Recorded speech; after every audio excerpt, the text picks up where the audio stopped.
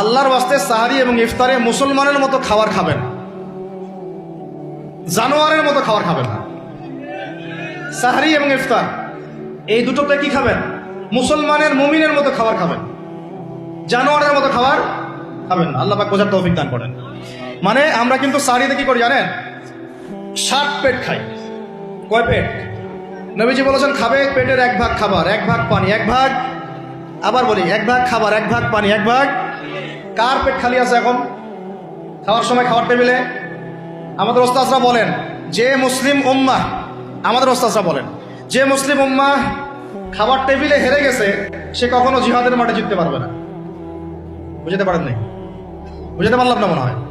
যারা খাওয়ারের টেবিলেই হেরে গেছে, এখানেই তো আপনি সুন্নাহ মাফিক খাইতে পারতেছেন না, প্রবৃত্তির কাছে হেরে গেলেন, গপ গপ গপ গপ করে খাচ্ছি 7 পেট ভর্তি করে। এখানে তো খাবারের সামনে হেরে গেলাম, প্রবৃত্তির সামনে। সে আবার কাফেরদের সাথে জিতবে কেমনে?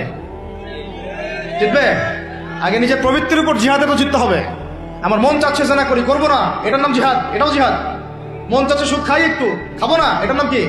জিহাদ। মন চাচ্ছে নামাজ না পড়ি, ঘুমাই থাকি, মন চাচ্ছে না, মন বলতেছে ঘুমাই ঘুমাই ঘুমাই, কিন্তু নামাজ পড়তে হবে। এই উঠলাম, অজু করলাম, গেলাম, এর নাম কি? এটাও এক প্রকার কি? বরং নফসের সাথে জিহাদটা অনেক বড় জিহাদ বলা হয়েছে, বলা হয় নাই? এটা মানুষকে শক্ত করবে। একটা মেয়ে সেটা প্রেম করতে মন চায়, করবো না, ওকে দেখবো না, যাবো ওনার কাছে, এটা শক্ত থাকার নাম কি? এটা মনের নফসের সাথে কি বুঝেন?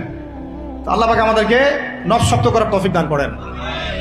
তো ভাই খাবার ইফতারেও এভাবে 7 পেট খাবেন না, সারিতেও খাবো না, ওয়াদা করি তো ইনশাল্লাহ।